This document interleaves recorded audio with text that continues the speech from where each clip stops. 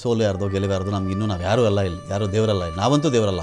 So ಹಾಗಾಗಿ ಈ performance ಬಗ್ಗೆ ನಮ್ಗೆ ಏನು ಅನಿಸ್ತು ಅಂತೇಳಿ, ಏನು ಕಾರಣ ಆಗಿರಬಹುದು? ಈಗಾದರೂ ವಿಷಯಕ್ಕೆ ಬರೋಣ. ಎಮೋಷ್ನಲ್ಲು ಇನ್ನೊಂದು ಮತ್ತೊಂದು ಎಲ್ಲ ಆಯಿತು, ಇದು ವಿಷಯದಿಂದ ಸಿಕ್ಕಿರೋ ವೋಟ್ಗಳ ಇವು ಅಂತ. ಇದು ಒಳ್ಳೆ ಪ್ರಶ್ನೆ ನನಗೆ ಕೇಳಿದೆ. ಯಾಕೆಂದರೆ ಗುಜರಾತ್ನಲ್ಲಿ 13 ವರ್ಷದ CM ಆಗಿದ್ದು ಲಾಟ್ರಿ CM. ಯಾವುದೇ ಗ್ರೌಂಡ್ ಲೆವೆಲ್ನ ರಾಜಕಾರಣಿ ಅಲ್ಲ ನರೇಂದ್ರ ಮೋದಿ. ನೇರ RSS ಕಚೇರಿಯಿಂದ CM ಆದಂಥವ್ರು, ಯಾವುದೇ ಅನುಭವ ಇಲ್ಲ. ಗುಜರಾತ್ನ ಏನೋ ಮಾಡಿದ್ದೀನಿ ಅಂತ ಹೇಳಿದ್ರು, ಇವತ್ತು ಸಹ ಗುಜರಾತ್ನಲ್ಲಿ ಸಮಸ್ಯೆಗಳಿದೆ. ಇಲ್ಲಿ ನಾನು ಹೇಳ್ತೀನಿ.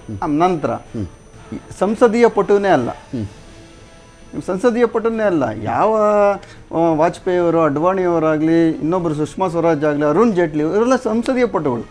ಸಂಸತ್ನಲ್ಲಿ ಅಪೋಸಿಷನಲ್ಲಿ ನಿಂತ್ಕೊಂಡು ಎದುರಾಳಿಗಳನ್ನು ಎದುರಿಸಿದಂಥವ್ರು. ಇವರನ್ನು ಏಕಾಏಕಿ ಗುಜರಾತಿಂದ ಲ್ಯಾಂಡ್ ಮಾಡಿದ್ರು. RSSನ ಮುಖವಾಡ ಲ್ಯಾಂಡ್ ಆಯಿತು. ಅಬ್ಬರದ ಪ್ರಚಾರ ಆಯಿತು. ಗುಜರಾತ್ ಮಾಡಲ್ ಏನು ಗುಜರಾತಲ್ಲಿ ಆಗಿಲ್ಲ. ವ್ಯಾಪಾರಿಗಳನ್ನು ಬಿಟ್ಟರೆ, ದೊಡ್ಡ ವ್ಯಾಪಾರಿಗಳು ಬಿಟ್ಟರೆ ಬೇರೆ ಯಾರೂ ಸಹ ಫಲಾನುಭವಿಗಳಲ್ಲ. ಇವತ್ತು ಬಡವರಾಗೇ ಇದ್ದಾರೆ.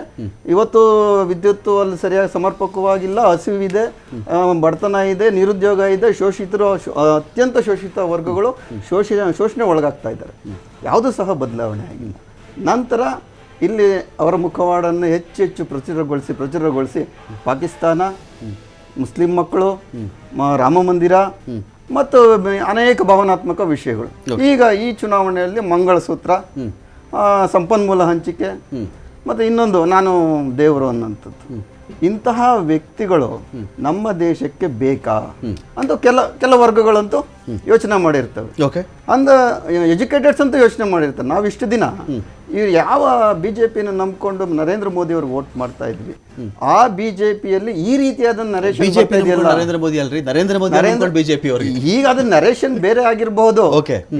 ಬಿಜೆಪಿನೇ ಇವತ್ತು ಸಹ ಇವತ್ತು NDA ಸೋತ್ರೆ ಇನ್ನು 6 ತಿಂಗಳಲ್ಲಿ ನರೇಂದ್ರ ಮೋದಿ ಯಾರು ಅಂತಾನೆ ಯಾರಿಗೂ ಗೊತ್ತಾಗಲ್ಲ, ಎಲ್ಲಿದ್ದಾರೆ ಅಂತಾನು ಹೇಳಲ್ಲ. ಇವತ್ತು 106 ಕ್ಯಾಮ್ರಾಗಳು ನಿಂತ್ಕೊಂಡು ಅವ್ರನ್ನ ಜಪ ಮಾಡಿದ್ರಲ್ಲ, ನರೇಂದ್ರ ಮೋದಿ ಅವರು ಇವತ್ತು ಸೋತ್ರೆ, NDA ಸೋತ್ರೆ, ನರೇಂದ್ರ ಮೋದಿ ಅವರು ಎಲ್ಲಿದ್ದಾರೆ ಅಂತ ಯಾರೂ ಸಹ ಗೊತ್ತಾಗದಂತ ಪರಿಸ್ಥಿತಿಗೆ ತಂದಿಡ್ತಾರೆ RSS ಮತ್ತು ಅದರ ಕೆಲವು ಸಂಘಟನೆಗಳು. ಆ ರೀತಿಯ ಪರಿಸ್ಥಿತಿಗಳಲ್ಲಿ ಇದೇನು ಅಚ್ಚರಿ ಅಲ್ಲ, ನಮ್ಗೆ ಆಶಾದಾಯಕವಾಗಿದೆ. ನಾವು ಇನ್ನಷ್ಟು ಎಫರ್ಟ್ ಮಾಡಿ ಹಾಕಬೇಕಾಗಿತ್ತು. ನಾವು ಹೇಳಿದ್ವಿ ಆಮ್ ಆದ್ಮಿ ಎಲ್ಲಿದೆ, ದೆಹಲಿಯಲ್ಲಿ ಇಲ್ಲ ಅಂತ. ಈಗಾಗಲೇ ನೀವೇ ತೋರಿಸಿದ್ರೆ 2 ನಮ್ಗೆ ಆಮ್ ಆದ್ಮಿಗೆ 2 ಸಿಕ್ಕಿದೆ, ಆಶಾದಾಯಕವಾಗಿದೆ. ಅಲ್ಲಿ ಜೈಲ್ ಕಾ ಜವಾಬ್ ವೋಟ್ ಮೇ ಅಂತ ನಮ್ಗೆ ಇತ್ತು. ನಮ್ಮ 4 ಸ್ಥಾನಗಳು ನಾವು ಇದ್ವಿ, ನಮ್ಗೆ 3 ಸ್ಥಾನ ಬರುತ್ತೆ ಅಂತ ನಮ್ಗೆ ಆಶಾದಾಯಕ. 2 ಸ್ಥಾನ ಬರ್ತಾ ಇದೆ, ಮುಂದೆ ಇನ್ನೊಂದು ಸ್ಥಾನ ಬರುತ್ತೆ, ಆಶಾದಾಯಕವಾಗಿದೆ. ಆದ್ರಿಂದ INDA ಒಕ್ಕೂಟಕ್ಕೆ ಈ ಜನವಿರೋಧಿ BJP, ಈ ಹಣ ಲೂಟಿ ಮಾಡಿರ್ತಕ್ಕಂಥ BJP, ಎಲೆಕ್ಟ್ರೋ ಬಾಂಡ್ಗಳನ್ನು ಸಂಗ್ರಹಿಸಿರ್ತಕ್ಕಂತಹ BJP, ಮತ್ತೆ ಎಲ್ಲಾ ರಸ್ತೆಗಳನ್ನ ಅಭಿವೃದ್ಧಿ ಮಾಡಿದ್ವಿ, ಎಲ್ಲ ಇದು ಮಾಡಿದ್ವಿ, ಏರ್ಪೋರ್ಟ್ನ ಅಭಿವೃದ್ಧಿ ಮಾಡಿದ್ವಿ ಅಂತ ಹೇಳ್ತಾರೆ.